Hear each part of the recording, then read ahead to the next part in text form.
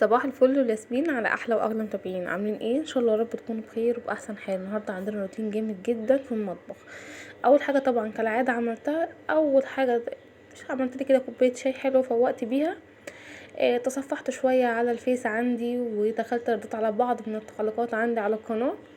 بجد بفرح من كلامكم جدا، ربنا يفرح قلبكم يا رب ويكبر خاطركم يا رب، اللهم امين. بعد كده بقى استعنت بالله كده واستغفرت ربنا كده طبعا، وقلت يلا يا بنت احنا بقالنا كام يوم كده ما عملناش الورد بتاعنا كده مكسرين، يلا بقى جت الفرصه بقى. دخلت كده على المطبخ، كان عندي مواعين كتير جدا وكان شكله لا يسر عدو ولا حبيب. اول حاجه طبعا غسلت الصفايه اللي هي بحط فيها الاطباق الاول، وغسلت تحتيها ووراها وغسلت الحوض كويس جدا، وبعد كده شلت المواعين كلها حطيتها على صينيه زي ما انتم شايفين كده. وبعد كده بدات اخد منها جزء جزء، الاطباق لوحدها، كوبايات لوحدها، المعالق لوحدها، الحلل لوحدها. المهم قسمتها عشان خاطر الدنيا متبقاش كلها مكلكعه عليا. لان كانت المواعين كتيره الصراحه، كانت المطبقيه لا فيها لا كوبايه ولا فيها طبق، فقلت لا ما ينفعش كده بقى.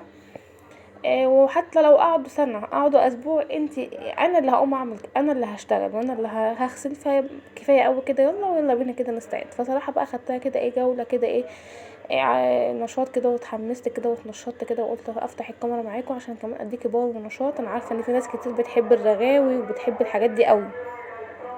فطبعا بقى بدأت كده بالاستغفار والصلاة على حبيبنا النبي كده والحوقلة، ودعيت ان ربنا يصلح حالي وحال كل اللي بيحبوني يا رب، وحال كل مؤمن، وربنا يفك كرب فلسطين وينصرهم كده يا رب ويثبتهم. لان الواحد بجد حزين من كل قلبه عليهم، على اللي بيحصل وعلى اللي هم فيه، فربنا يجبرهم ويعوض بصبرهم خير وينصرهم يا رب، اللهم امين.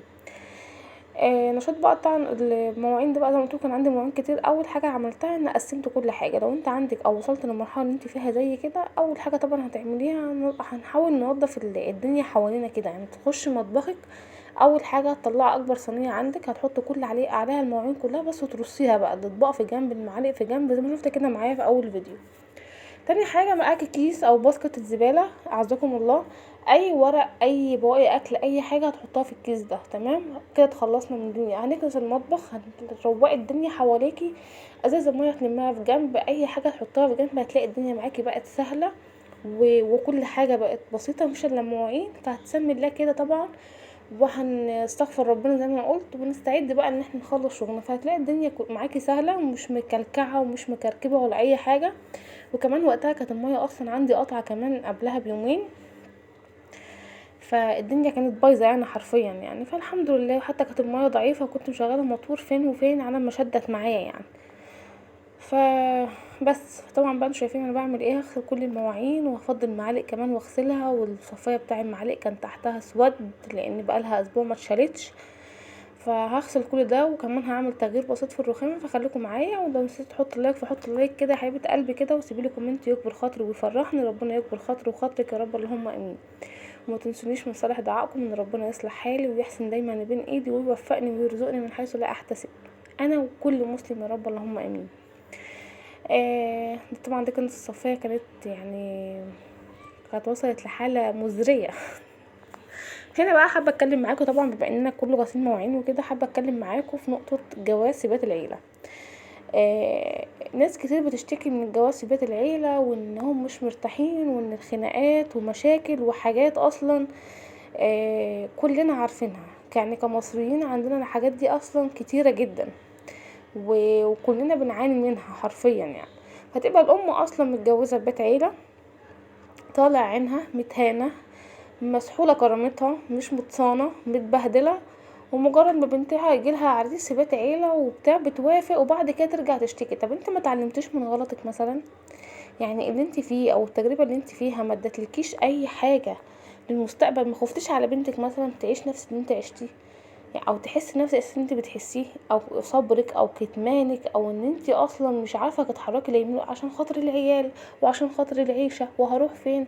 طب ليه تقبلي على بنتك كده؟ انت قبلت على نفسك وعدى الموضوع، ليه تقبلها على بنتك بقى؟ فنيجي نبص نلاقي الموضوع في تزايد ومتكرر. انا في بيت عيله وبرضه ما بحرمش، وبنت تتجوز في بيت عيله، وبنت تتجوز وتكبر وتخلف وتتجوز بنتها في بيت عيله، ونرجع نقول مشاكل بيت العيله ومشاكل بيت العيله.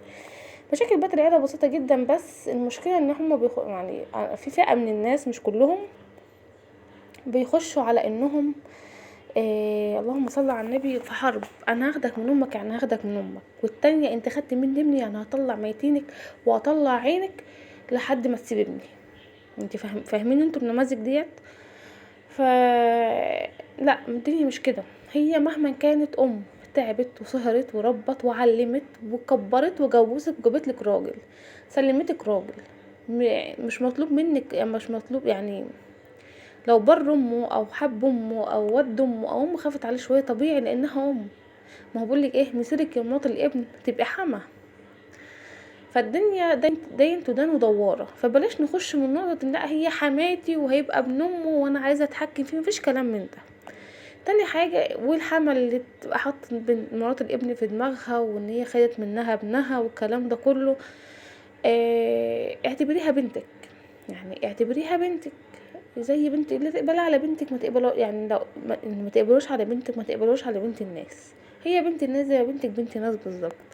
فتلاقي بقى دايما فئة من الامهات دايما خلي جوزك في جيبك، حطيه خاتم في صباعك، لا ما تخلوش يجيب لامه، ما تخلوش يروح لامه، ما تخلوش يمشي كلمة امه عليكي مش عارف ايه. فبالتالي بتخلي البنت المشاكل تيجي من هنا. يعني الام اصلا هي الاساس، الام الخاله الاخت الكلام ده كله ما تحسسوش البنات ان هم داخلين حرب. لا يا حبيبه قلبي، انت داخله بيت عيله، ده هتبقى زي مامتك وحماك هيبقى زي باباكي الا من رحم رب طبعا. وانت داخله بيت ناس محترمه، لان الجواز مش واحد بيتجوز واحده، الجواز عيله بتتجوز عيله. فنتقي ربنا ببعض ونصوم بعض ونحافظ على بعض. وهي مامته اعتبريها مامتك، اتقي ربنا فيها، مش مجبوره انك تخدميها ولا الكلام ده كله، بس جبر الخاطر على الله. وانت مش مطلوب منك يا حما انك تعاملي مرات ابنك زي بنتك وابنك وتتقي ربنا فيها. وبلاش جو ان خدت ابني او الكلام ده كله، ولا انت هتبني ابن امك، لان اللي بيتوه في الموضوع ده هو الراجل مش الست خالص. بيبقى محتار هراضي امي ولا هراضي مراتي ولا هراضي مين بالظبط.